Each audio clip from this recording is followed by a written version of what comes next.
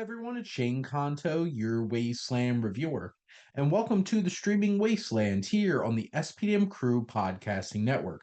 And this is my weekly show where I take three streaming services and pick one previously released film off of each of them. And hopefully by the end of this episode, you have a nice full weekend to check out some movies, as this comes out every Friday. This week, I'm going to be focusing on Amazon Prime Video, Paramount Plus, and Max.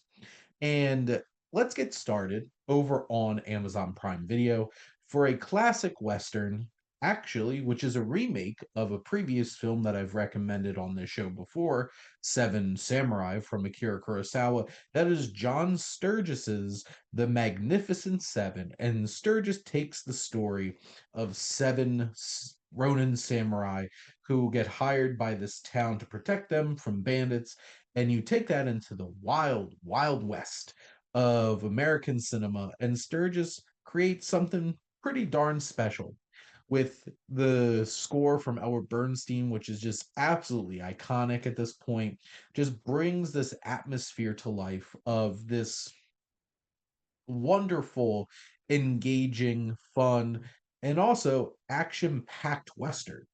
And you have an all-star cast for sure, filling out this seven-person crew. You have the likes of Yul Brenner, who was quite the big name at the time as he brings his stoicism and his strength as their leader. Steve McQueen as the charismatic second. You have the likes of tough guy Charles Bronson, and you have some young up and comer like Horst Buchholz.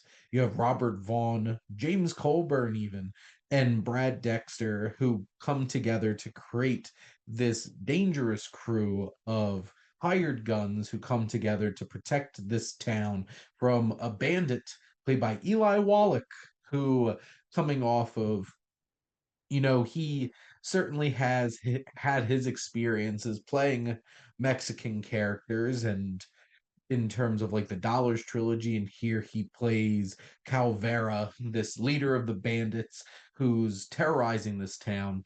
Yes, children of my age, back in the 90s into the early 2000s, might know this as Bugs Life.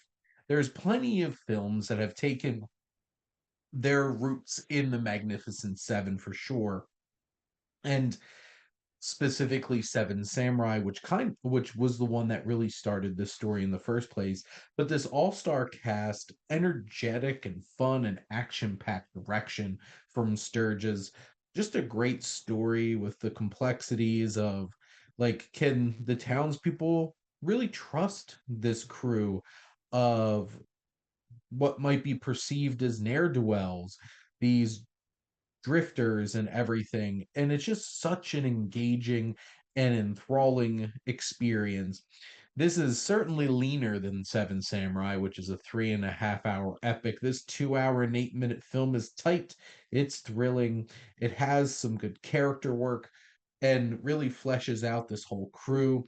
And also, the cast is just insanely charismatic and talented, and just really bring a lot of dimensions here. Each of these characters has some kind of story going for them, and I think Sturgis is able to balance each of those storylines and really create a nice mosaic of interesting Western characters that fill out this film for sure. And if you want one of those pulpy, entertaining, fun, adventurous kind of westerns, the Magnificent Seven is certainly a great option there.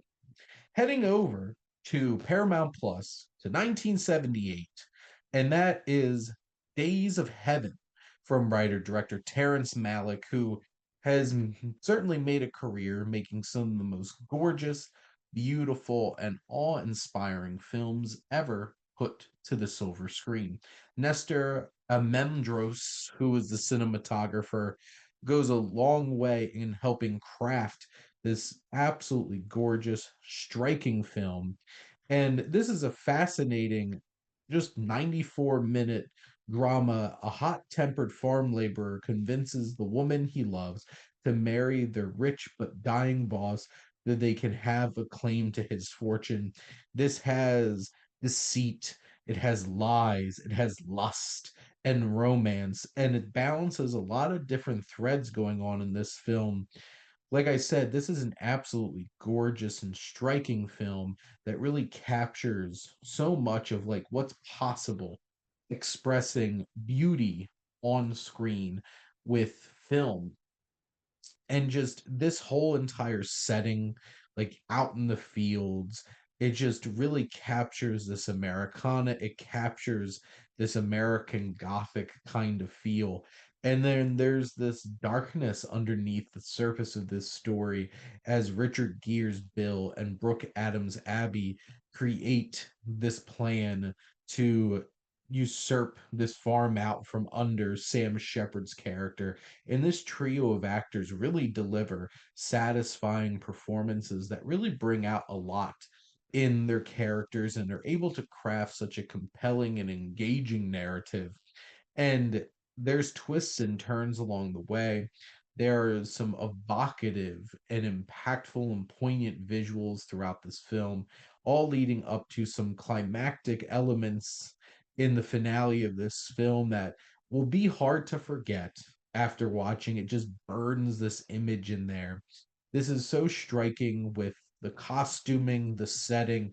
It all really comes together in such an impactful and engaging way. Malik really showing he had a wonderful eye all the way back in the 70s when he first started making films. He is certainly a visionary of film today. And the likes of this and his early films like Badlands really capture that spirit and that potential and deliver something really impressive in this film. And it's a haunting experience is probably the best word to really describe the feeling that this creates in terms of the cinematic experience as you sit there. And make sure to watch it on a nice big screen with when you're streaming it on Paramount Plus, because this is indeed a gorgeous film with some great scope like only Terrence Malick can capture. And last but not least, we're heading over to Max, and is 'tis the season as we are here on December 13th with this new episode. What I'm gonna hope to do is bring some of that wonderful Christmas and holiday cheer. And we're going to go back to 2003 with Elf. And John Favreau is such an interesting presence in cinema over the past 30 years as him and Vince Vaughn came up in films like Swingers and stuff like that. And then he transitioned into directing.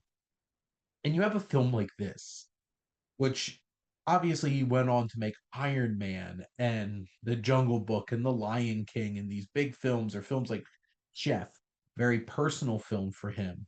But here, this is such a charming, silly, and engaging family holiday film that just really works on so many levels.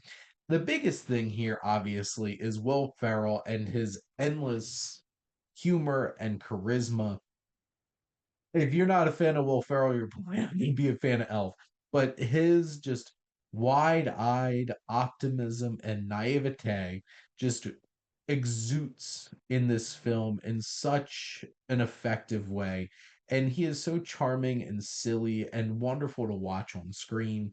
And you have great supporting character actors like Zoe Deschanel and James Caan as his father, but the likes of like Bob Newhart as Papa Elf and Ed Asner as Santa.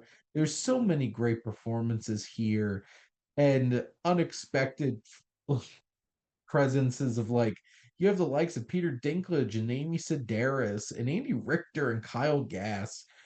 You even have some fun, unexpected performances from like Leon Redbone as Leon the Snowman. But what's so fun is when you get to see how they bring that Rankin Bass style of like animation to bring the North Pole to life. And all those sequences are so much fun. The forced perspective with the elves and just the production design of all of that. And there's some real holiday cheer here and so much fun.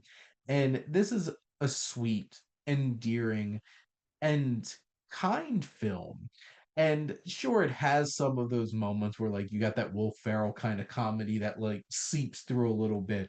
But overall, this is a very earnest and cheerful and authentic, fun holiday film that just brings cheer. And Buddy the Elf is such a fun character, and Will Ferrell just plays him so perfectly. And a lot of great, strong supporting turns as well from some veteran, especially television actors for sure. But, you know, I quote this on a regular basis, and I can't see a narwhal or hear about a narwhal without thinking about this movie. It has that kind of power, that staying power. And also there's plenty of memes from this too. But no, this was a wonderful vehicle for Favreau and for Farrell that just made such a fun and engaging time at the movies. And this is perfect for the holiday season. But those are my picks. So let's go back into summation here as we go back starting with on Amazon Prime Video 1960's The Magnificent Seven. Then we have Paramount Plus for 1978's Days of Heaven. And last but not least, and for the holiday season, 2003's Elf over on Max. But thank you for listening and make sure to like, comment, and share on this episode. What's your go to holiday film? Do you have a particular favorite Western as well? Let us know in the comments. And make sure to follow or subscribe wherever you listen to your podcast. The SPDM Crew Podcasting Network has so many great shows, and we're ever growing. Wonderful content from top to bottom. I listen to them all. Just check out my Spotify Wrapped. But whether it's movies or television or sports or physical media or comic books or music or just talking about life and everything there at the SPDM Crew.